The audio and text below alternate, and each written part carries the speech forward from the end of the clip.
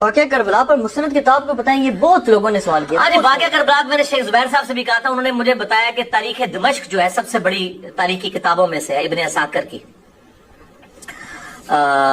اس میں کافی روایتیں ہیں، لیکن وہ کہتے ہیں ابن عساکر ابن عساکر تاریخ دمشق، تو یہ ابن عساکر بھی سے کہتے ہیں. اس کے اندر موجود ہے، اس طریقے تاریخ الخلفاء میں بھی، لیکن اب ان کی سندیں پرکھنے کی ضرورت ہے.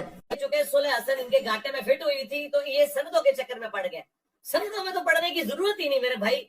اچھا، یہ متا کے دو ریفرنسز دیے جاتے ہیں کہ ایک تو یہ کہ امام حسن علیہ السلام سے یہ لوگ متا ثابت کرنے کی کوشش کرتے ہیں کہ ان کو طلاق کا جانے لگا تھا، وہ طلاقیں بہت زیادہ دیتے تھے. جھوٹ ہے یہ.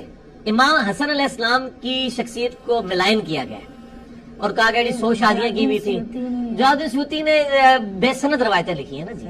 جلال الدین سیوطی صاحب نے تو بہت کچھ لکھا ہے. چونکہ صلح حسن ان کے گھاٹے میں فٹ ہوئی تھی تو یہ سندوں کے چکر میں پڑ گئے. سندوں میں تو پڑھنے کی ضرورت ہی نہیں میرے بھائی. وہ جلال الدین سیوطی نے جو نبی الاسلام کی وفات کے آلموسٹ 900 سال بعد آئے، 911 ہجری میں فوت ہوئے، ایک بے سند روایت نقل کر کے اس امت کو فتنے میں ڈال دیا. اور لوگ کہہ رہے ہیں جی وہ روایت موجود ہے، اور روایت کی سند مانگے تو سند کوئی بھی نہیں. چونکہ صلح حسن ان کے گھاٹے میں فٹ ہوئی تھی تو یہ سندوں کے چکر میں پڑ گئے. سندوں میں تو پڑھنے کی ضرورت ہی نہیں میرے بھائی. بخاری جو ہم کہتے ہیں نا، بخاری اور مسلم دونوں صحیح ہیں، اس سے مراد ہے اس میں جو نبی علیہ السلام کے ریفرنس تک جتنی حدیثیں سند سے ہیں وہ صحیح ہیں، وہ صحیح روایتیں.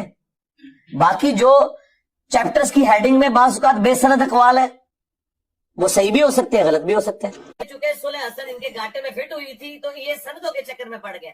سندوں میں تو پڑھنے کی ضرورت ہی نہیں میرے بھائی. تو اصول محدثین پر بات ہونی چاہیے، بات ثابت بھی ہو. جھوٹا تو لوگ پتہ نہیں کیا کیا لوگوں کے اوپر الزام لگا دیتے ہیں.